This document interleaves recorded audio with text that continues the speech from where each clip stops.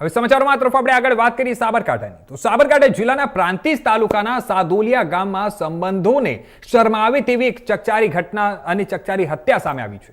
ભાભીએ પોતાના દિયર અને દિયરની સોપારી આપી હતી અને સોપારી આપીને તેની હત્યા કરવામાં આવી છે। જણાવી દઈએ કે આ 2 લાખની સોપારી આપી પૂર્વાજિત રીતે હત્યા કરાવી હોવાનો ખુલાસો થયો છે।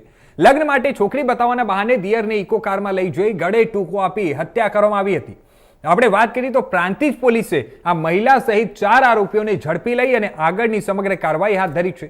પ્રાંતિજ તાલુકાના સાદોલિયા ગામમાં બનેલી આ ઘટનામાં ભાભીએ પોતાના પ્રેમી સાથે મળીને દિયરને લગ્ન માટે છોકરી બતાવવાના બહાને ઇકો કારમાં બેસાડી લઈ ગઈ હતી।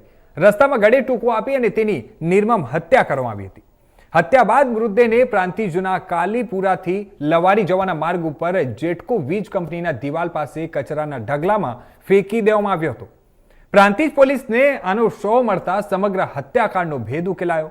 પોલીસે સાદોલિયામાંથી મહિલા સહિત 3 અને માણસા તાલુકાના અનોડિયા ગામના 1 આરોપી એવા મળી કુલ 4 આરોપીઓને ધરપકડ કરી છે।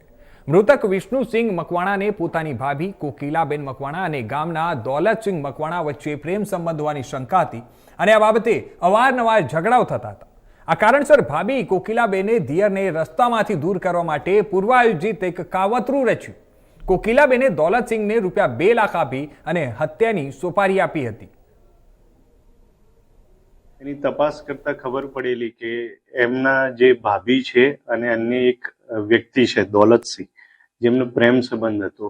એટલે એવું નક્કી કરેલું કે જે આ દિયર છે એમ કહેતો હતો કે તમારા સગવેમ હોવા બાબતે, જેથી એને મારી નાખવા માટે નક્કી કરેલું અને એ 2 લાખ રૂપિયા મારવા માટે નક્કી કરેલું। એટલે અન્ય 2 આરોપીને તૈયાર કરવામાં આવેલા।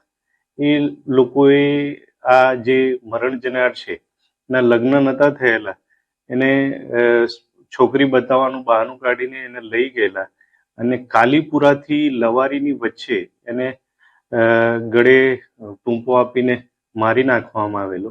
આ બાબતે પ્રાંતિજ પોલીસ સ્ટેશનમાં ગુનો દાખલ થયેલ છે અને એની હાલ તપાસ ચાલુ છે। 4 આરોપીને પોલીસે પકડી લીધેલા છે અને અન્ય કાર્યવાહી તપાસની ચાલુ છે। મરણ જનારને મેં જણાવ્યા પ્રમાણે કે ભાઈ એના લગ્ન થયેલા નતા, એટલે કે તને છોકરી બતાવવાની છે એમ કરીને એવું બહાનું આપીને લઈ ગયેલા અને એને ઇકો ગાડીમાં લઈ ગયેલા। એ જે પ્રેમ સંબંધ વાળો વ્યક્તિ છે એ સાદોલિયા ગામનો રહેવાસી છે।